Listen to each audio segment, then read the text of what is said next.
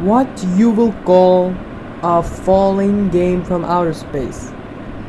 A meteoroid or a Metroid? Huh? No one? Okay, let's get started. Sorry for the bad joke. Super Metroid was released for the Super Nintendo Entertainment System in 1994. It is the third installment in the Metroid series, following the events of the Game Boy Metroid 2 Return of Samus, which we already did this past week. Following the established gameplay model of its predecessor, Super Metroid focuses on exploration, with the player searching for power-ups and used to reach previous inaccessible areas. Although this game received widespread acclaim with its praise for its atmosphere, gameplay, music, and graphics, and it is often cited as one of the best video games of all time, the game did not sell well in Japan, but it fared better in North America and shipped 1.42 million copies worldwide. Alongside the Castlevania Symphony of the Nights, Super Metroid is widely credited for established Metroidvania genre, inspiring numerous indie games and developers. Super Metroid is also a 2D side-scrolling action-adventure game which primarily takes place on the planet Zebes from the original games, a large open-ended world with areas connected by doors and elevators. The player controls Samus as she searches for the planet for a Metroid that has been stolen by her nemesis Ridley, the leader of the Space Pirates. Samus can run, jump, crouch, and fire weapons in 8 directions. She can also perform other actions such as wall jumping, jumping from one wall to another, and you know what thing. But it also gave her a new ability called the Moonwalk ability, named after the popular dance move of the same name, which allows Samus to walk backwards while firing or charging her weapon. Throughout the course of the game, the players can acquire power-ups that enhances Samus's armor and weaponry, as well as grant her special abilities, allowing them to gain access to areas that were previously inaccessible. All of the stuff was literally the same in this game, but it also comes with some new abilities, such as the high jump boost for a higher jump. Space jump was already there, which is used to jump in midair. Grapple beam now can be used to swing across open areas. The X-ray scope is used to see items and passages through the hidden walls and other surfaces. The heads-up display shows Samus' health and supply mode for the reserve tanks, icons that represent weapons, and map display showing her locality and its surroundings. The inventory screen allows the player to enable and disable weapons and abilities.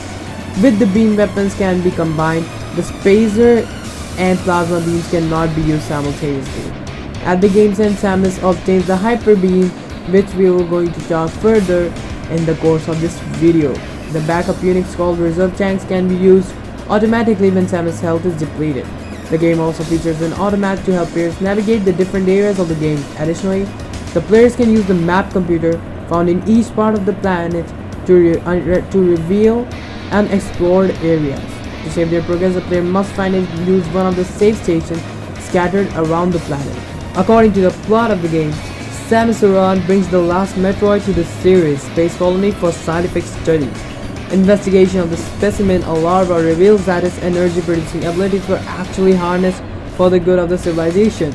But like all the scientists ever happens in the whole course of movies and video games, this also turns into an epic fail when shortly after, when Samus receives a distress call alerting her to return to the colony immediately, she finds the scientists dead and the Metroid lava stolen by the Ridley, the leader of the Space Pirates. Samus escapes from the colony during a self-destruct sequence and follows Ridley to the planet Zebes.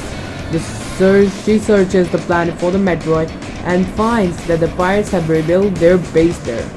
After defeating the 4 bosses in the various regions of Zebes, Samus enters Torium, the heart of the pirate space, and fights several Metroids which have somehow reproduced.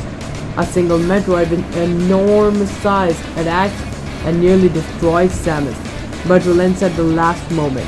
It is the lava that was stolen from the series because Samus was present at its birth on SR388. The Metroid has imprinted on Samus, recognizing her as its mother. Samus fights Mother Brain, a biochemical creature which controls the city's system. Now, if you look at the era of the 1990s, the word mother is very much used in like every popular game, from Final Fantasy to Metroid and several other games. Mother Brain overpowers Samus and again she is nearly killed. But the Metroid larva intervenes, attacking the Mother Brain and healing Samus.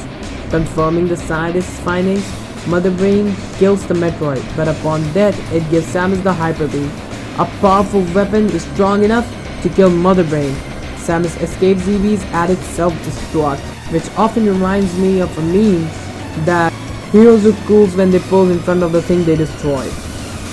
Super Metroid is often called one of the greatest games, and I can see why after playing it a lot. Its well reception is the cause that the Metroid series is continuing till now.